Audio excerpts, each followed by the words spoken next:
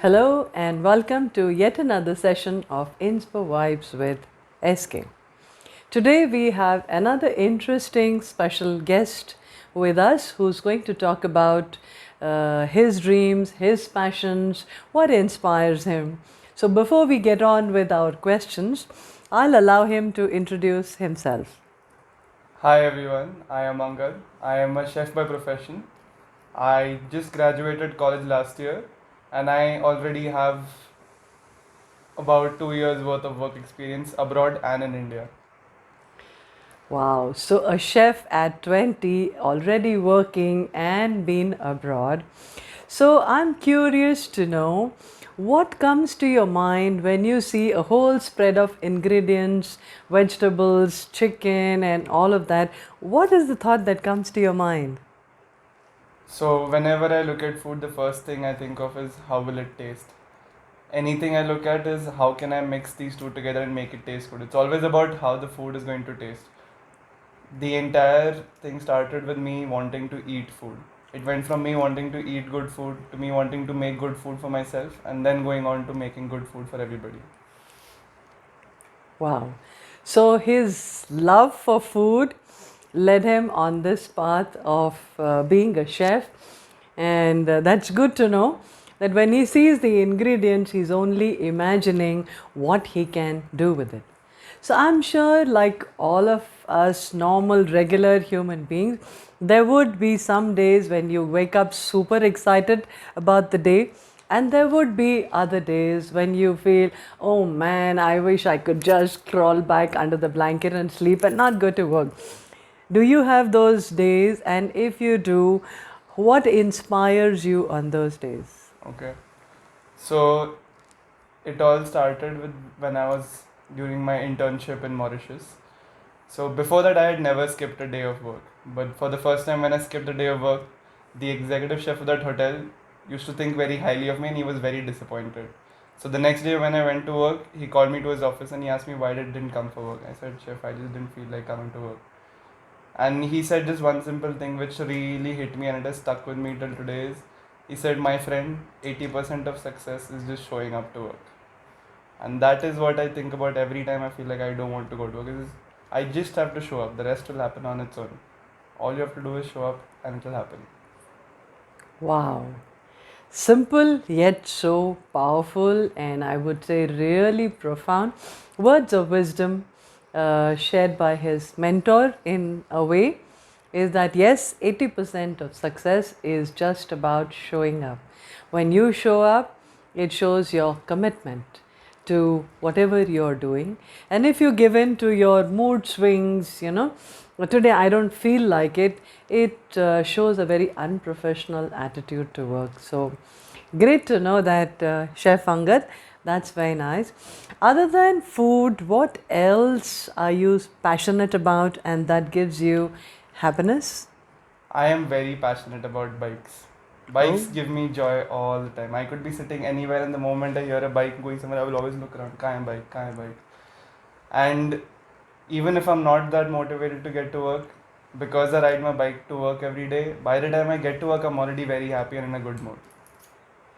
awesome. So, riding one passion and heading to another passion, I think his work is more about living his passions than actually a regular kind of a job that most of us do.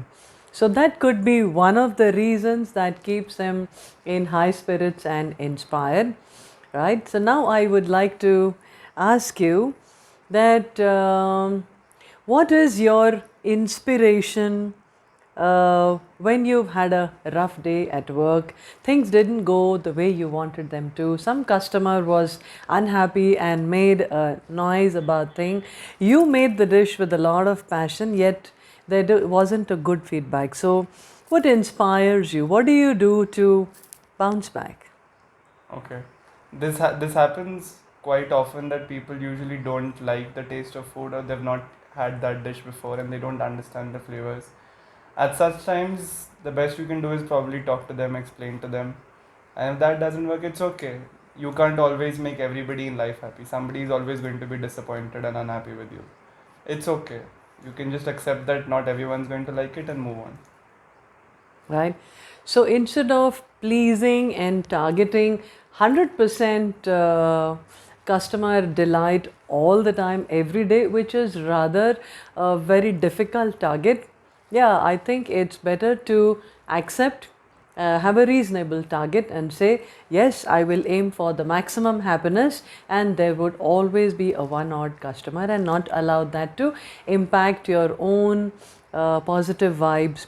Because if you're in low vibe, do you think that would impact your Your mood cooking will as well? always affect the food you make.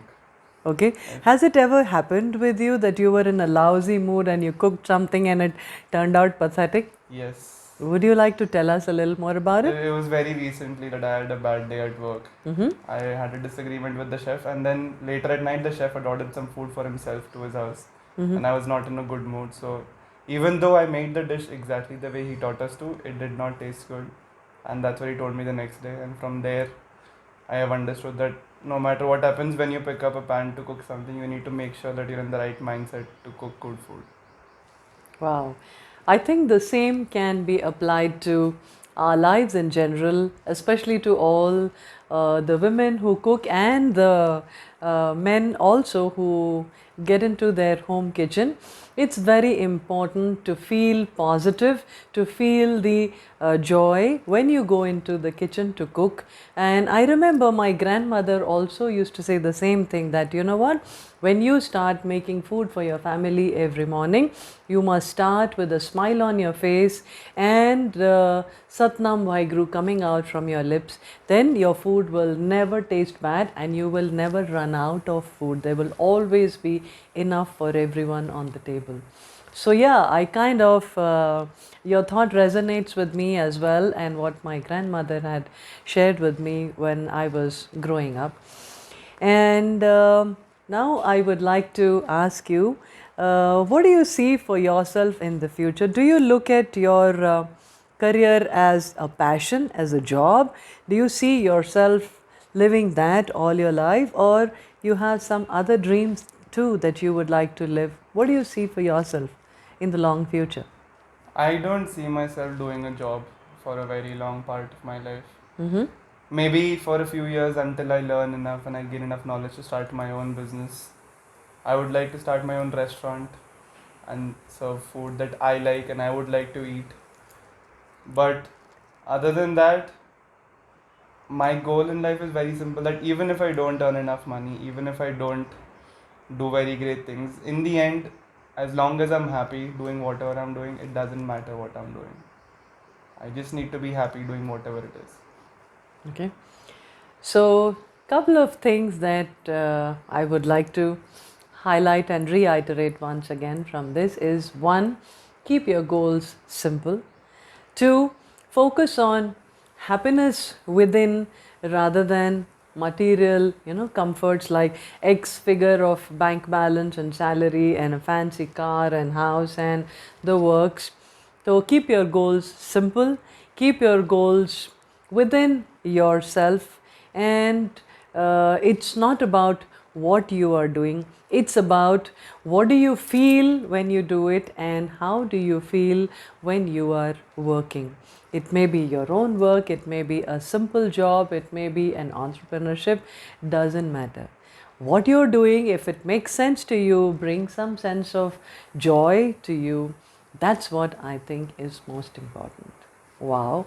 So I would like to say on behalf of all those viewers who are listening to this that Angad, it's very impressive that at this age you have so much clarity, and the clarity that your thoughts are so simple and so basic and not very complicated jargon that will kind of confuse people. So, is there any closing message that you would like to give our viewers? And to remind you that this is a channel where we only talk about stories and people from daily life to inspire us in our daily life. So, anything you would want to give as a message which will inspire those who listen to this?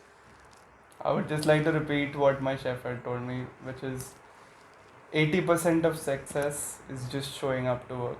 It's Some days it's not going to be easy, some days you will not want to do it. It's not always going to be an easy thing. Nothing in life is going to come easy, but you can always make it a little bit easier by simply showing up to work. All right. So, with those very solid, very sound advice for all of us there struggling with our jobs and struggling to find the happiness in our jobs, I can say it's a wrap here. And thank you, Chef Angad. It was a pleasure talking to you. And on behalf of everyone, I wish you a lot of success, a lot of happiness. Keep following your passion, stay happy, stay inspired. And for all of you watching there, don't forget to like this video if it resonates with you, share it with others around you, and spread the inspiration. And keep watching Inspo Vibes with SK. Till we meet again next Wednesday with yet another interesting story. This is SK signing off. You take care. Adios and bye bye.